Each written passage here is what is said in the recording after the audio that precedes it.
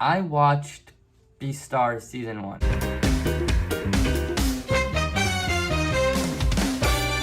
Here are my thoughts.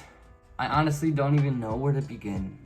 Obviously, at first, I thought it was a little weird that they were animals being so anthropomorphic. But upon watching it, I honestly realized it's kind of like a perfect mix of animal and human society. It's so intriguing to me.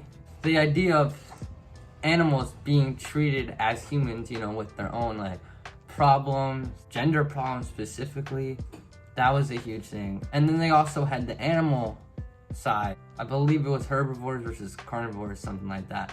And it was cool. Treating these animals as humans with not only gender struggles, but also animalistic urges and society problems, like herbivores being very scared of carnivores. That was also very interesting. Two main characters is Lego Sheep is a wolf. Put a picture of him, obviously. He's a wolf, like a quiet, shy dude. It was really cool to see a quiet, shy character as a main character. I don't actually want to spoil because I honestly thought it was great. So it's kind of a love story of sorts, but also a story about self-discovery. These animal humanoid characters are also trying to come to terms with their animal instincts, at least those with animal instincts are.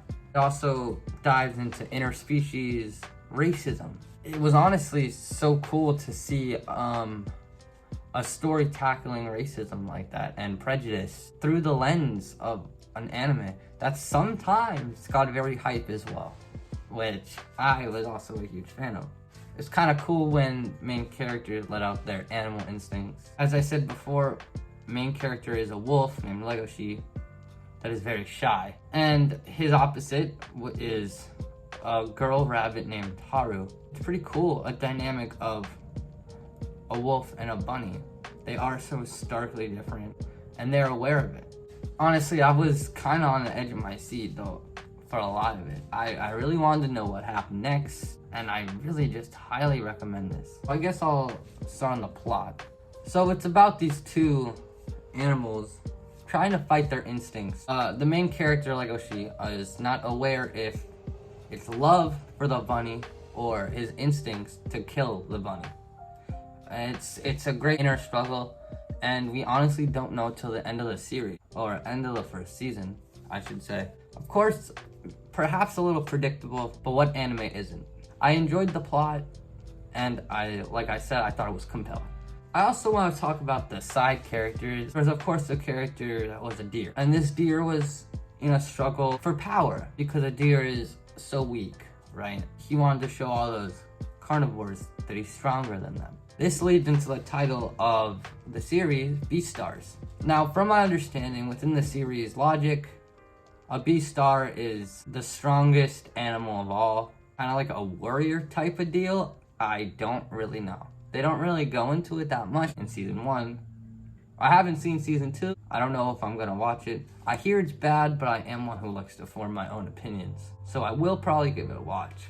So as I was mentioning before, this deer wants to become the Beastar, and we will see what happens with the Beastar in season 2, I believe. Honestly, none of the other characters are quite notable.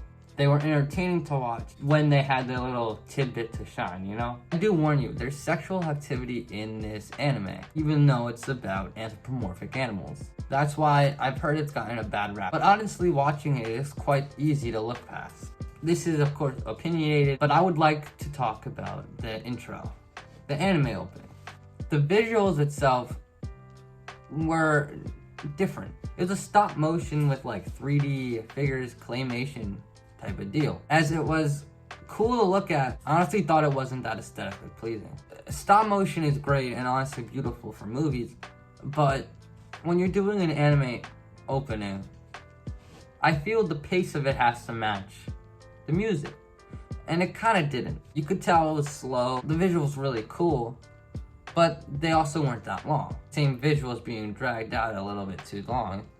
Again, because stop motion is hard to do.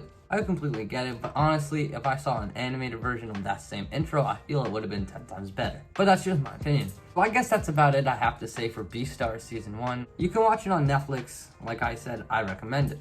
I might put clips in here about some of my week, depending on how much clips I have, but we'll see. Thank you all for watching. Like, subscribe, comment if I should watch Beastars Season 2, which I probably will. But if someone wants to see it, let me know. I didn't want to spoil anything for this review, so when I review Season 2, I'm probably going to go also more in-depth to Season 1. Or make it its own video altogether. Alright, I'll catch you guys later and drink some water.